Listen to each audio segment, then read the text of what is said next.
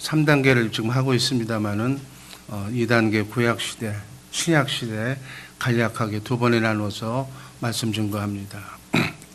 에덴 동산 이후가 구약시대, 타락과 심판이 창세기 3장까지라면 구약시대는 창세기 4장부터 말라기까지. 그래서 구약시대는 크게 족장시대, 광야시대, 가나안 땅 시대로 구분할 수가 있어요. 먼저 족장시대, 창세기 12장 1절 말씀 다 같이 읽습니다. 여호와께서 아브라함에게 이르시되 너는 너의 본토 친척 아비집을 떠나 내가 네게 지시할 땅으로 가라. 하나님께서 지구상에서 가장 보잘것없는 셈족 중에서 보통 이하의 사람 한 사람, 악의 소굴에 있었던 아브라함, 자식도 못 낳는 아브라함을 통해서 하나님께서 내가 큰 민족을 내게 이루게 했다.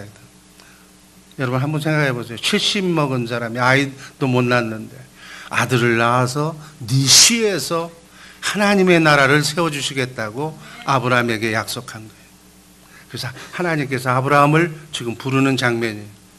족장시대는 개인을 중심으로 한 가정의 활동시대, 반면 광야시대 이후부터는 하나님의 나라, 하나님이 선택한 민족이 활동하는 시대라고 볼 수가 있어요.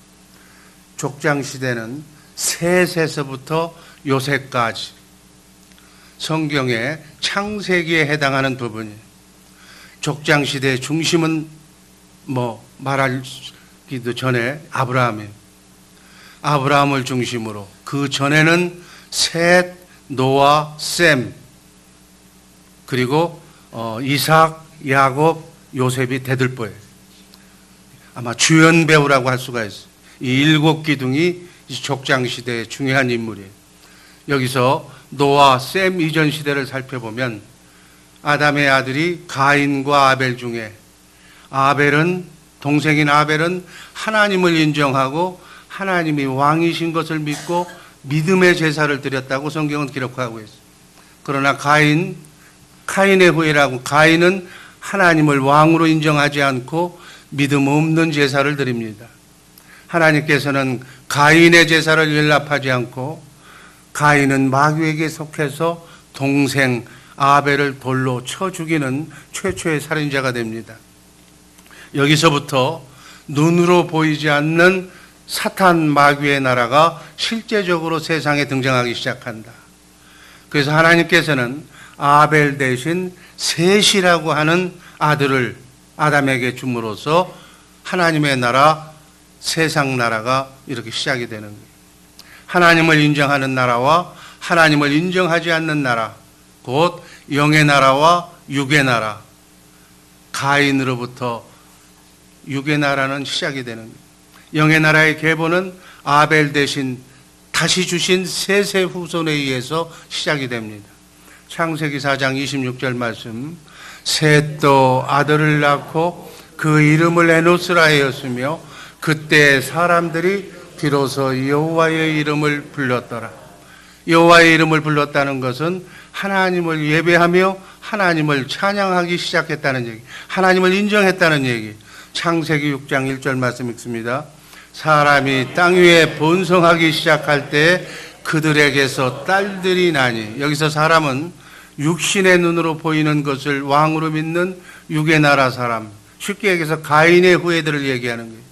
또 이 6장에 보면 네피림 족속이 나오는데 이것은 창조 이전의 사람이 아니라 가인의 후예, 하나님을 모르는 육의 사람들에게서 딸들이 태어나기 시작했다, 그 얘기. 셋의 후손, 다시 말하면 하나님의 아들들이 육신의 아름다움에 취해서 가인의 딸들과 하나가 되어버립니다. 창세기 6장 2절 말씀 읽습니다.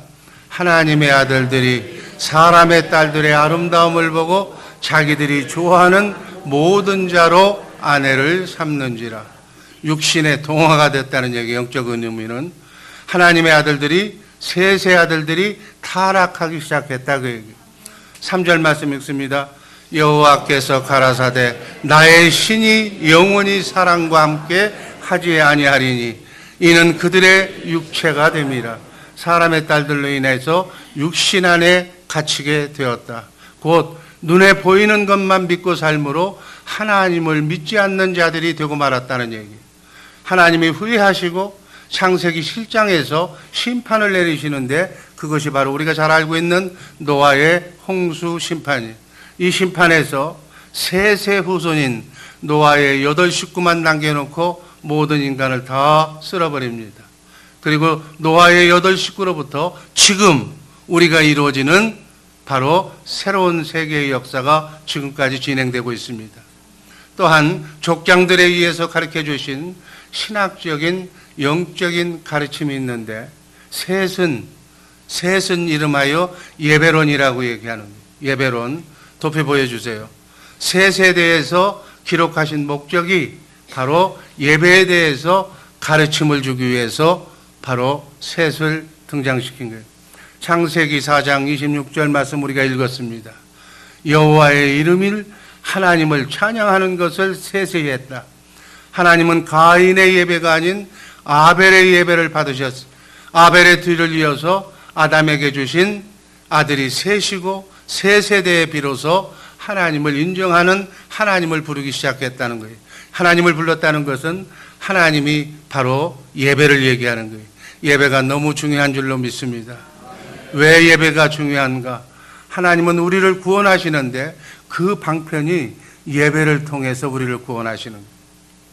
우리가 잃어버린 하나님의 형상을 회복하는 첫 번째 방법이 바로 예배예요. 그래서 예배를 강조하는 거예요. 예배 외에는 하나님의 형상을 회복할 방법이 없는 줄로 믿습니다. 예배의 성공자인 아벨과 셋의 후손은 영의 계보, 하나님의 나라 계보지 축복의 계보예요.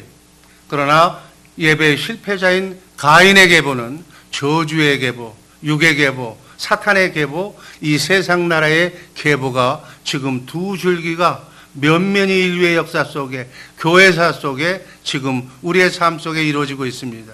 우리는 어찌하든지 예배에 참석하는 하나님의 계보, 영의 사람들이 되시기를 주님의 이름으로 축복합니다.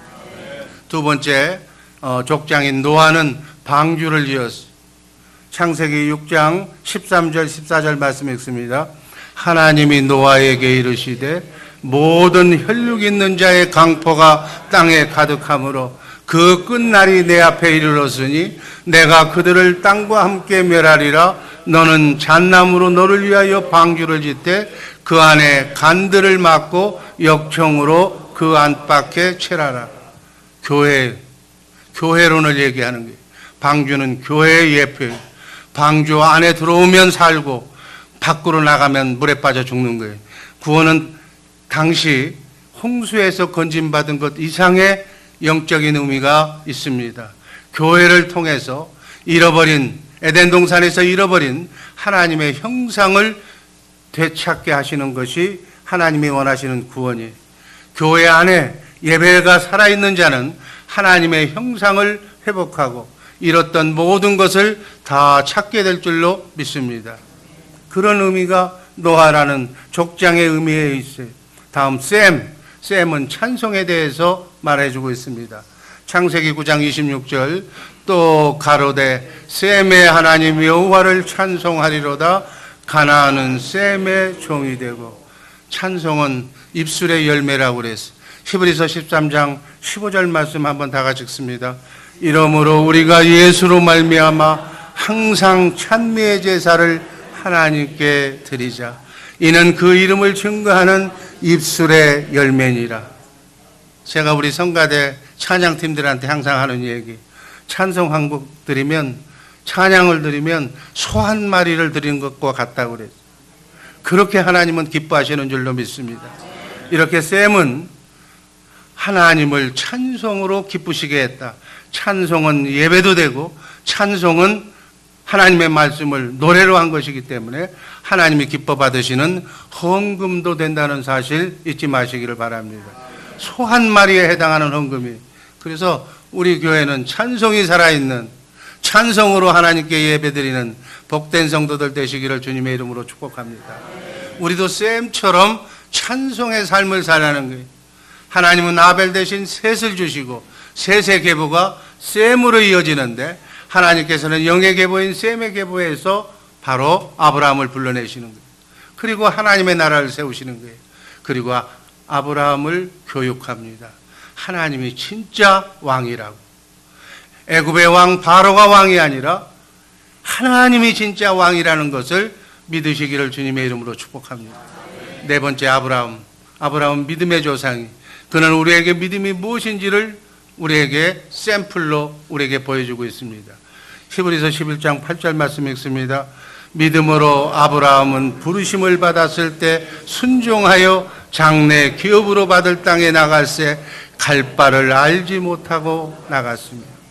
우리도 믿음을 통해 하나님의 형상을 지금 회복해야 되는 거예요.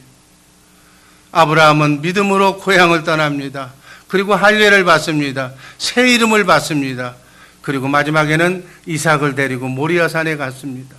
100세에 낳은 아들, 눈에 넣어도 아프지 않는 아들을 그냥 번제로 죽여서 제사 지내라고 하는 하나님의 말씀에 믿음으로 순종합니다.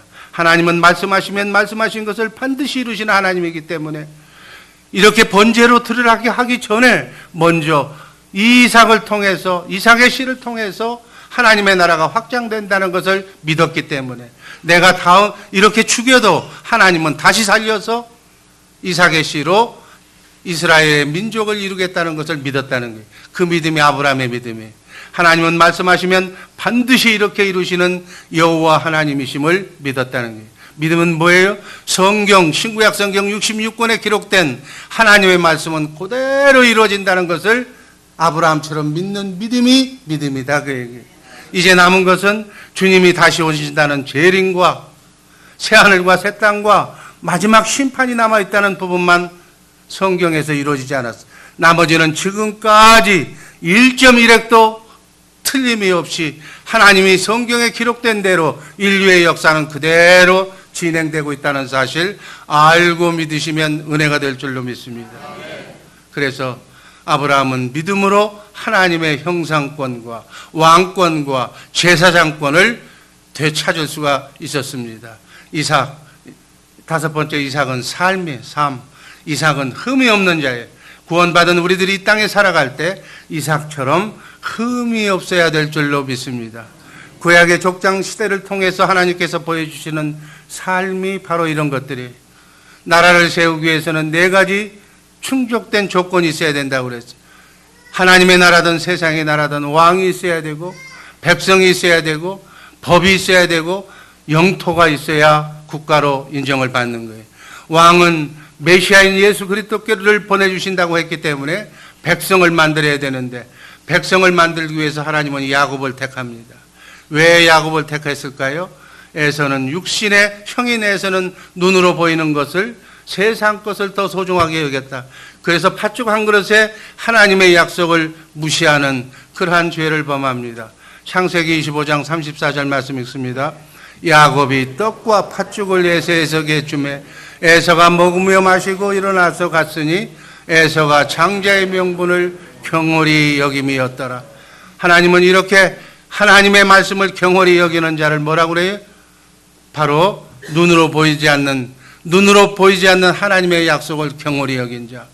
히브리서 12장 16절은 음행하는 자와 같이 취급한다고 그랬어요. 한번 읽습니다. 음행하는 자와 혹 한 그릇 식물을 위하여 장자의 명분을 판 에서와 같이 망령된 자가 있을까 두려워하라. 하나님을 왕으로 인정하지 않고 세상, 돈, 물질을 왕으로 더 소중하게 여기는 사람을 이름하여 뭐라고? 망령된 자라고 얘기하는 거예요.